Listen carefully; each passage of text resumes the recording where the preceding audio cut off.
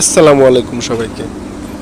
একটা জিনিস তখনই সুন্দর হয় যখন সেই জিনিসটা দেখার উদ্দেশ্য এবং দৃষ্টিভঙ্গি সুন্দর হয়। এই মুহূর্তে আপনাদেরকে যে মসজিদটা দেখাইতেছি, এইটা এই মসজিদটা এতটাই সুন্দর আমার কাছে লাগছে। আপনাদের কাছে কেমন লাগে আমি জানি না।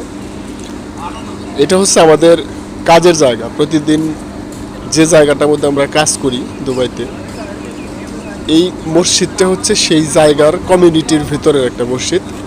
আমরা যখন সময় পাই নামাজ আদায় করা, তখন এই মসজিদে নামাজ পড়ি।